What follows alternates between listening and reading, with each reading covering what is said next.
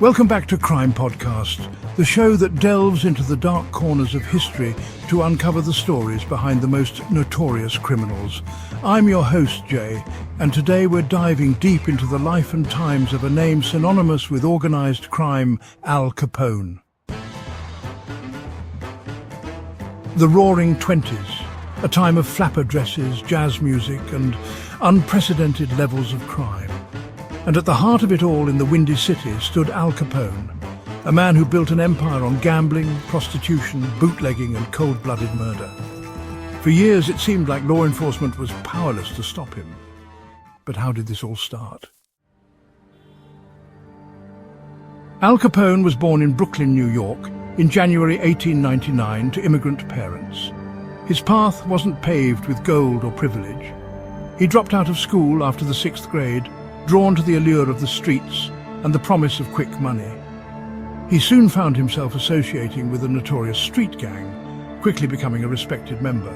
And that's where he met Johnny Torrio, the gang leader, a man who would shape Capone's future. Another notable member was Lucky Luciano, who we might cover in a later episode.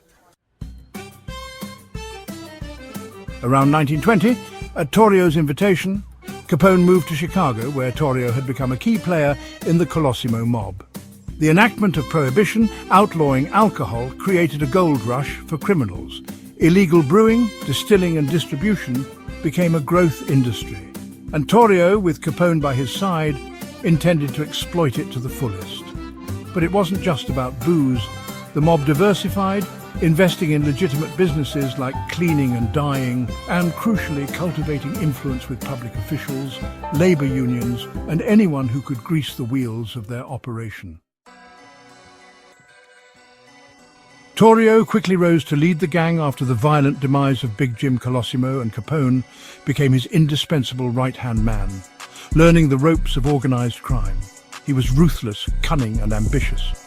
By 1925, Capone took over as boss, when Torrio, seriously wounded in an assassination attempt, decided to retire to Brooklyn.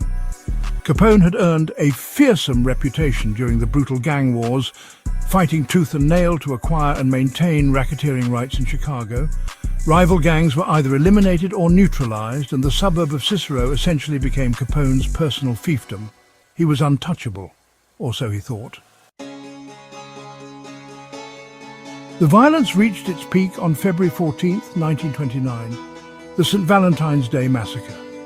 7 members or associates of the Bugs Moran mob were brutally gunned down against a garage wall by rivals posing as police officers. The massacre was widely attributed to the Capone mob, although Al himself was conveniently in Florida at the time.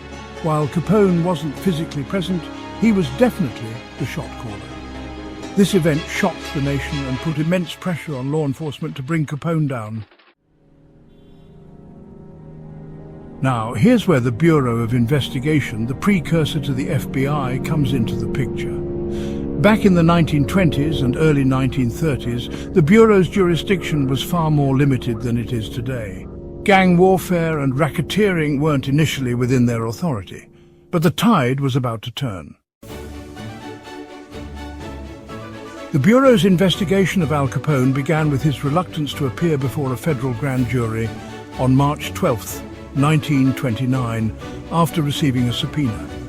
His lawyers filed for a postponement, presenting a doctor's affidavit claiming Capone was suffering from bronchial pneumonia in Miami and that traveling to Chicago would be dangerous to his health. But the U.S. Attorney's Office wasn't buying it. They requested that Bureau agents investigate. And investigate they did. Agents uncovered evidence that Capone had been attending racetracks in Miami, taking a plane trip to Bimini, and even cruising to Nassau. Witnesses confirmed he appeared to be in good health. The alibi was crumbling. Capone eventually appeared before the grand jury in Chicago on March 20th, 1929, and completed his testimony on March 27th. But as he left the courtroom, he was arrested for contempt of court. A small victory, but a victory nonetheless. On May 17, 1929, Capone and his bodyguard were arrested in Philadelphia for carrying concealed deadly weapons. And here's the kicker: within 16 hours, they were sentenced to a year each. Capone served 9 months for good behavior and was released in March 1930, but this was only a temporary setback. Meanwhile, the US Treasury Department was meticulously building a case against Capone for tax evasion. Alongside Al, his brother Ralph Bottles Capone, Jake Greasy Thumb Guzik, Frank Nitti and other mobsters were also targeted. The feds were coming for the big guy. On June 16, 1931, Capone initially pled guilty to tax evasion and prohibition charges.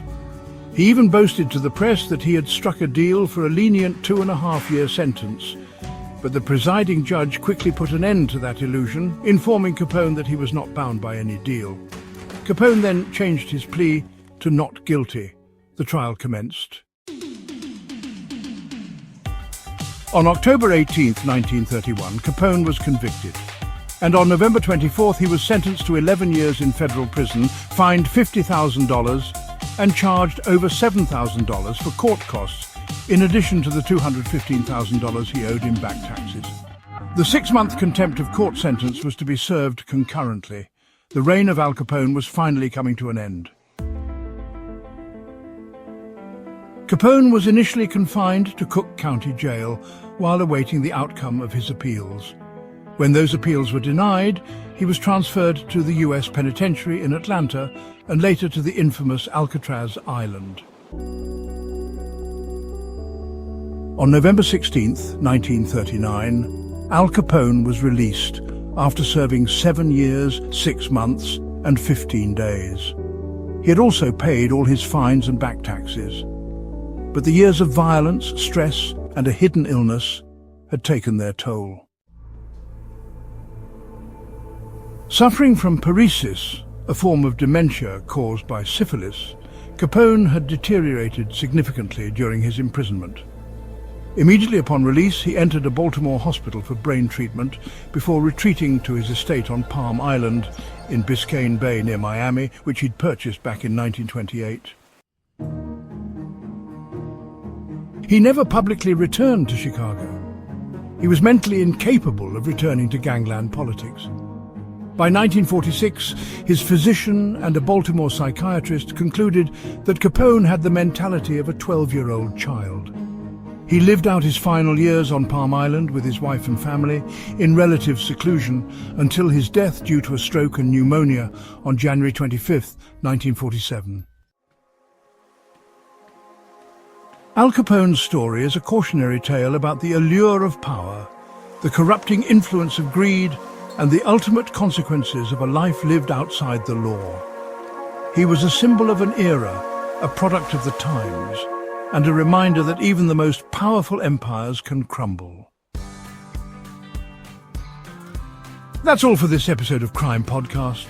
Join me next time as we delve into another fascinating case from the annals of criminal history. Thanks for listening.